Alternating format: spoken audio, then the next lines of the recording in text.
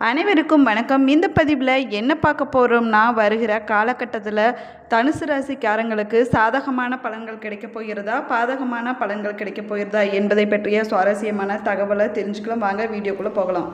தனுசு ராசி நண்பர்களே, தனுசு ராசி நண்பர்கள் இந்த வீடியோவை பார்த்துருக்கீங்க அப்படின்னா, ஓம் அகத்தீசாய நமக, ஓம் அகத்தீசாய நமக, ஓம் அகத்தீசாய நமக அப்படின்னு மறக்காமல் கமெண்ட் செக்ஷனில் 3 டைம் பதிவிட்டுட்டு உங்களோட மைண்ட்லேயும் சரி உங்களோட உதடுகள்லையும் சரி அடிக்கடி இந்த வார்த்தை உச்சரிச்சிட்டே இருங்க. அது 3 டைமும் கிடையாது, 9 டைமும் கிடையாது, 11 டைமும் கிடையாது. எப்போ தோணுதோ அதை சொல்லிகிட்டே இருங்க. மிகப்பெரிய உங்களுக்கு ஒரு ஆளுமை கொண்ட ஒரு முக்கியமான நாட்களாக இன்னைக்கு கொண்ட வரக்கூடிய நாட்கள் அமைய போகுது. அதுக்கு இந்த மந்திரம் ஒரு மிகப்பெரிய சக்தியாக அவங்க கூட வந்து நிற்குங்க. ஸோ மறுபடியும் சொல்கிறேன், கேட்டுக்கோங்க. ஓம் அகத்தீசாய நமக, ஓம் அகத்தீசாய நமக, ஓம் அகத்தீசாய நமக மறக்காம கமெண்ட் செக்ஷனில் பதிவிடுங்க. உங்களுக்கும் அது நல்லா மைண்டில் ஏறும். அதே மாதிரி மற்றவங்களுக்கும் பார்க்குறவங்களுக்கும் புரியும். ஸோ அதே மாதிரி இந்த வீடியோவில் நான் முழுமையான ஒரு விஷயம் சொல்ல போகிறேன். இந்த தனுசு ராசிக்காரர்கள் இத்தனை நாள் இயங்கி கொண்டிருந்த ஒரு விஷயம், மனதை உறுத்தி கொண்டிருந்த ஒரு விஷயம், தேவையெல்லாம் மாட்டிட்டோமோ அப்படின்னு நீங்கள் நினச்சிட்டு இருந்த ஒரு விஷயத்துக்கு ஒரு விடை கிடைக்க போகுது. அந்த விடையின் மூலமாக மன நிம்மதியும் மன நிறைவும் கிடைக்க போகுது. ஸோ இப்போ நான் சொல்கிற விஷயத்தை ஸ்கிப் பண்ணாமல் இந்த வீடியோ ஃபுல்லாக பார்த்துட்டே வாங்க. சின்ன சின்ன பரிகாரங்கள் சொல்கிறேன், அதை வீட்டிலேருந்தே நீங்கள் வந்து பண்ணலாம். அதுக்கு பணம் செலவு பண்ணணும் அப்படிலாம் எதுவுமே கிடையாது.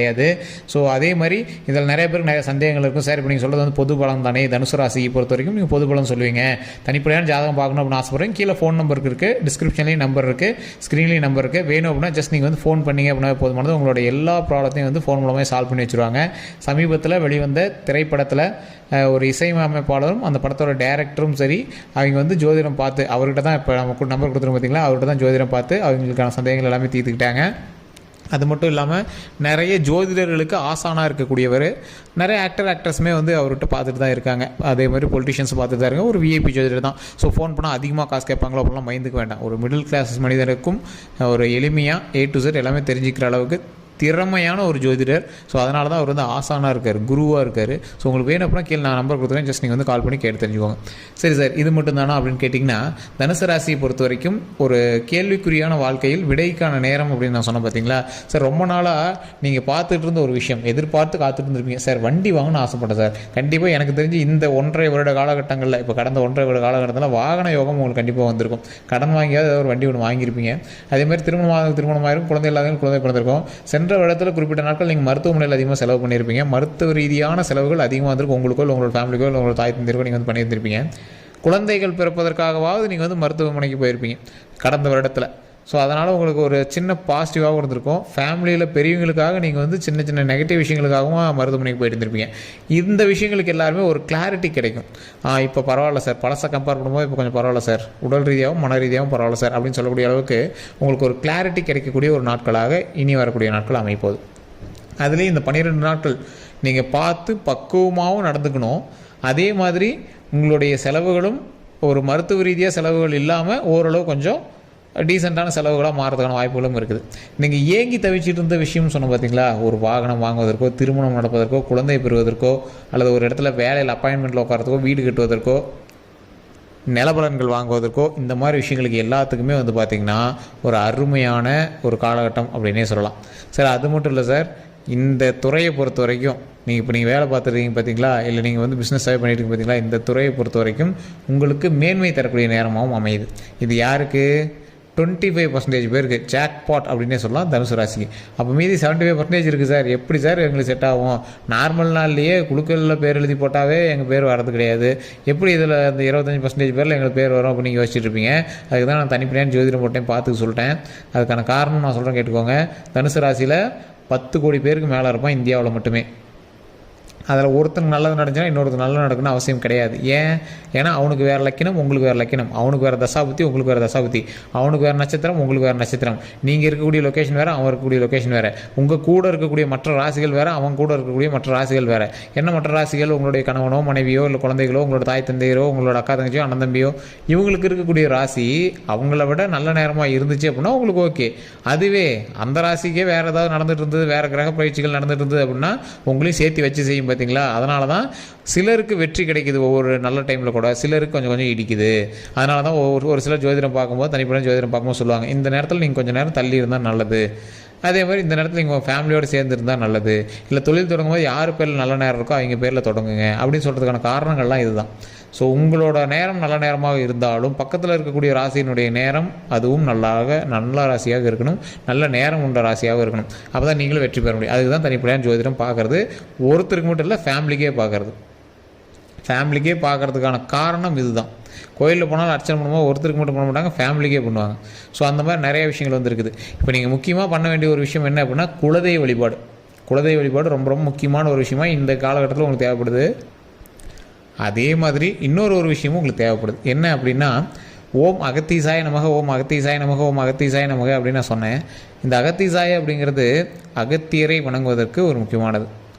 இவர் ஒரு அகத்தியர்னு சொல்லக்கூடியவர் முதன்மையான ஒரு எப்படி சொல்கிறது, சித்தர் அப்படின்னு சொல்லலாம்.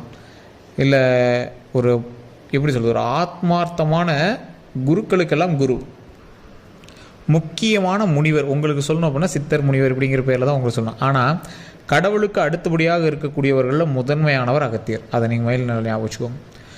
இந்த அகத்தியரோட கதைகள் நீங்கள்லாம் கேட்டிருப்பீங்க. திருமணம் நடக்கும்போது, சிவபெருமான திருமணம் நடக்கும்போது ஒட்டுமொத்த உலகமே ஒரு சைடு போகும்போது அகத்தியர் மட்டும் ஒரு பக்கம் நின்னாராம். கடவுள்களுக்கு சமமாக ஒருத்தர் நின்னா அந்த இடம் வந்து பேலன்ஸ் ஆகி உலகம் வந்து சமநிலை பெறணும். அது ஒரு பாடலில் கூட எழுதியிருப்பாங்க, உலகம் சமநிலை பெற வேண்டும், உயர்வு தாழ்வில்லா நிலை வேண்டும், இறைவா அதை நீ தர வேண்டும் அப்படின்னு அகத்தியர் அந்த பக்கம் நின்று பாடுற மாதிரி அந்த பாடல் வரிகள் கூட இருக்கும். அகத்தியருடைய திரைப்படம் பார்த்துருந்தீங்க அப்படின்னு தெரியும். அந்த அளவுக்கு வந்து அகத்திய மாமுனி வந்து மிகப்பெரிய சக்தி வாய்ந்தவர் அந்த முனிவர். ஸோ அதனால தான் அத்தனை கடவுள்களும் ஒரு இடத்துல ஒருங்கிணைந்த போது கூட பூமி சாயாமல் இருக்கிறது சரிசமமான ஒரு ஆள் அங்கே நிறுத்தணும் அப்படின்னு அகத்தியரை போய் நிற்க சொன்னாங்களாம் கடவுள்கள். ஸோ அந்தளவுக்கு பவர் இருக்கிறவர் தான் அகத்தியர். இந்த காலகட்டத்தில் உங்களை காப்பாற்றுவதற்கும், உங்களை சமநோக்காக சமநிலையாக கொண்டு வருவதற்கும், உங்களுடைய பிரச்சனைகளிலிருந்து உங்களை வெளிக்கொண்டு வருவதற்கும், நீங்கள் ஆசைப்பட்ட காரியங்களை நிறைவேற்றுவதற்கும் உறுதுணையாக இருக்க போகிறவர் இந்த 12 நாட்களுக்கு அகத்தியர் தான்.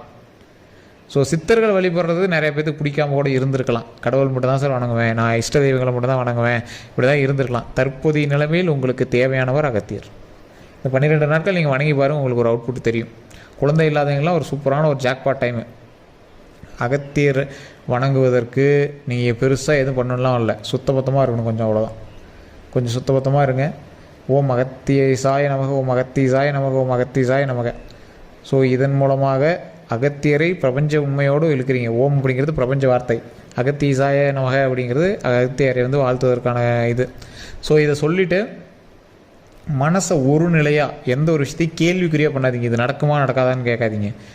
இந்த இடத்துல எனக்கு இந்த லாபம் வேணும் அப்படிங்கிறத மைண்டில் ஃபிக்ஸ் பண்ணிவிட்டு ஒரு கட் அண்ட் ரைட்டாக அப்படியே அழகாக சாமிகிட்ட எப்படி வணங்குவோம் அந்த மாதிரி வணங்கணும். இது நடக்குமா என்ன பண்ணுறதுன்னு தெரியலன்னு எந்த இடத்துலையுமே நீங்கள் வந்து வணங்கக்கூடாது. எந்த கோயிலுக்கு போனாலும் சரி.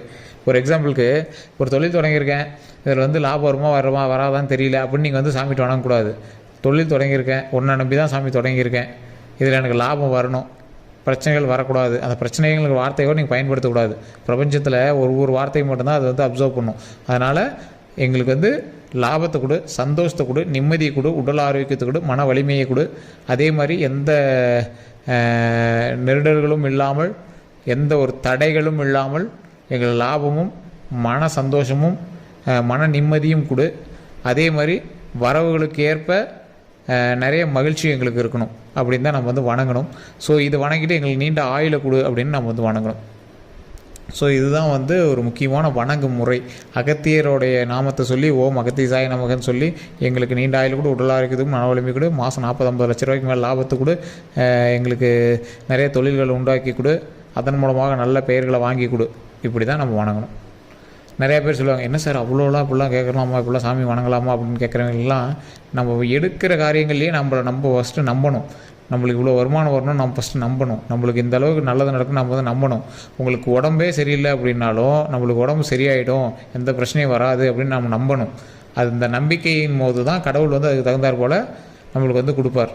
ஸோ இது வந்து நிறைய பேர் தெரியறதில்ல. அதே மாதிரி மற்றவங்க மேலே கோபமாக இருந்தீங்க அப்படின்னா கோயிலில் போய் அவங்க மேலே எந்த ஒரு இதுவும் பேசக்கூடாது. அவங்கள பற்றி சாமிகிட்ட கம்ப்ளைண்ட்டோ அதெல்லாம் பண்ணக்கூடாது. அது எந்த பக்கம் திரும்புன்னு தெரியாது, அது நிறைய பேருக்கு தெரியறதில்ல. ஸோ இறைவன்கிட்ட வணங்க போனீங்க அப்படின்னா பாசிட்டிவான விஷயத்தை மட்டும் வணங்குங்க, பாசிட்டிவான வார்த்தைகளை மட்டும் பேசுங்க, பாசிட்டிவான விஷயங்களே நடக்கும். தனுசு ராசிக்கு அப்படி ஒரு ஜாக்பாட்டான டைம். இந்த அகத்தியரை வணங்கி உங்களுடைய ப்ராப்ளம் எல்லாம் சொன்னீங்க அப்படின்னா ஆட்டோமேட்டிக்காக அந்த ப்ராப்ளம் எல்லாம் சால்வ் ஆகி நீண்ட ஆயுளையும் உடல் ஆரோக்கியத்தையும் மன நிம்மதியும் நல்ல வருமானமும் தரக்கூடிய ஒரு காலகட்டமாக இந்த 12 நாட்கள் உண்டாக்கி கொடுப்பதற்கு முதல் அஸ்திவாரம் போடுவது இந்த 12 நாட்கள். அதற்கு நீங்கள் வணங்க வேண்டிய தெய்வம் உங்களுடைய குலதெய்வம், அதற்கு பிறகு அகத்தியர். நீங்கள் அகத்தியரை வந்து நீங்கள் சித்தராக பார்க்குறோம், முனிவராக பார்க்குறோம், அதெல்லாம் நாங்கள் வணங்க மாட்டோம் அப்படிங்கிறீங்க. குலதெய்வ வழிபாடு பண்ணிவிட்டு நான் சொன்ன மந்திரத்தை முடிஞ்சால் உங்களுடைய மனதார சொல்லுங்கள். மனதார சொல்லணும். ஏன்டா இங்கே சொன்னாங்கலாம் சொல்லாதீங்க. மனதார சொல்லுங்கள். மிகப்பெரிய நன்மை கிடைக்கும். அது உங்களுக்கே போக போக தெரியும். வேறு ஏதாவது கருத்துக்கள் இருக்குது அப்படின்னா மறக்காம கமெண்ட் செக்ஷனில் பதிவிடுங்க. மேலே வந்து ஃபோன் நம்பர் கொடுத்துருங்க. அந்த ஃபோன் நம்பரில் டவுட் ஏதாவது இருந்தாலும் க்ளியர் பண்ணிக்கோங்க. அதே மாதிரி கீழே கமெண்ட் செக்ஷன்லேயே நீங்கள் வந்து உங்களுடைய கருத்துக்கள் எதுவாக இருந்தாலும் சொல்லலாம். மறக்காமல் அந்த ஓம் அகத்தீசாய நமக, ஓம் அகத்தீசாய நமக, ஓம் அகத்தீசாய நமக அப்படின்னு 3 டைம் கமெண்ட் செக்ஷன்லேயும் பதிவிடுங்க.